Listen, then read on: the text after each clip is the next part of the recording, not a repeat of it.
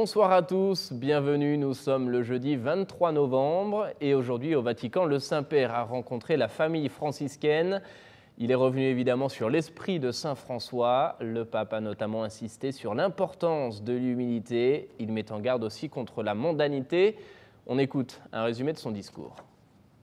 La vie de Saint François a d'abord été marquée de la rencontre avec Dieu pauvre, a fait valoir le pape.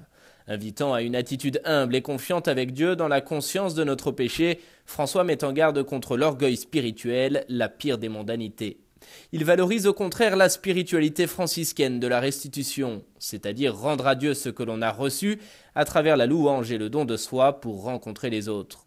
Le Saint-Père appelle également à éviter tout comportement de supériorité. Il exhorte à ne pas juger activement les autres, ni à parler d'eux dans leur dos, mais à valoriser ce qu'il y a de positif chez chacun, à ne pas utiliser l'autorité pour soumettre, mais pour servir avec miséricorde.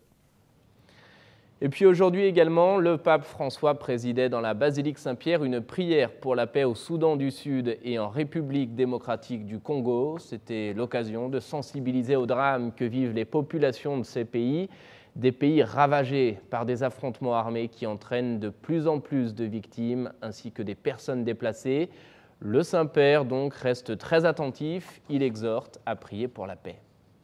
Ce soir, par la prière, nous voulons jeter des semences de paix dans la terre du Sud-Soudan et de la République démocratique du Congo et en toute terre blessée par la guerre. C'est en substance le message du pape ce jeudi dans la basilique Saint-Pierre. Priant pour la paix dans ces deux pays blessés par la guerre, le souverain pontife rappelle que sur la croix, le Christ a pris sur lui tout le mal du monde, y compris les péchés qui génèrent et fomentent les guerres, l'orgueil, l'avarice, la soif du pouvoir, le mensonge. Tout cela, Jésus l'a vaincu par sa résurrection. Que le Seigneur ressuscité abatte les murs de l'inimitié qu'aujourd'hui partagent les frères, spécialement du Sud-Soudan et en République démocratique du Congo. Qu'il secourt les femmes victimes de violences dans les zones de guerre et en toute partie du monde. Qu'il sauve les enfants qui souffrent en raison des conflits auxquels ils sont étrangers, mais qui volent leur enfance et parfois aussi leur vie. Quelle hypocrisie de nier les massacres de femmes et d'enfants. Là, la guerre montre son visage le plus horrible. Que le Seigneur aide les petits et les pauvres du monde à continuer à croire et à espérer que le royaume de Dieu est proche, qu'il est au milieu de nous et qu'il est justice, paix et joie dans l'Esprit Saint. Qu'il soutienne tous ceux qui, jour après jour, s'efforcent de combattre le mal par le bien, avec des gestes et des paroles de fraternité, de respect, de rencontre et de solidarité. Que le Seigneur fortifie dans les gouvernants et dans les responsables un esprit noble, droit, ferme et courageux dans la recherche de la paix par le moyen du dialogue et de la négociation. Que le Seigneur accorde à nous tous d'être des artisans de paix là où nous sommes, en famille, à l'école, au travail, dans les communautés, en tout lieu, nous lavant les pieds les uns les autres à l'image de notre Maître et Seigneur. La foi, les jeunes, le discernement, c'est le thème, vous le savez, du prochain synode des évêques. Il se déroulera en octobre prochain au Vatican.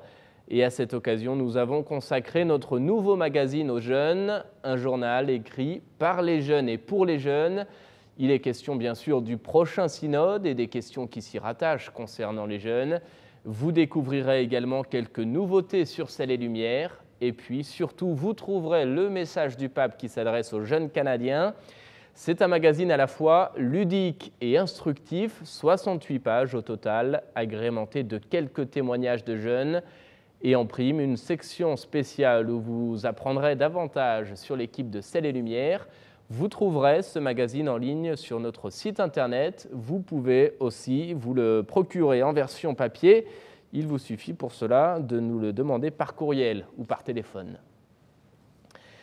Et puis je vous rappelle pour terminer le voyage du Saint-Père en Asie. Le pape se rendra en Birmanie puis au Bangladesh. Il y restera toute la semaine à partir de ce lundi. C'est un voyage centré sur les thèmes de l'amour, de l'harmonie et de la paix. Un voyage que vous pourrez suivre évidemment sur notre antenne. Vous trouverez les détails de notre programmation sur notre site internet. C'est la fin de cette émission. Merci de l'avoir suivi. Je vous souhaite une agréable soirée. À bientôt.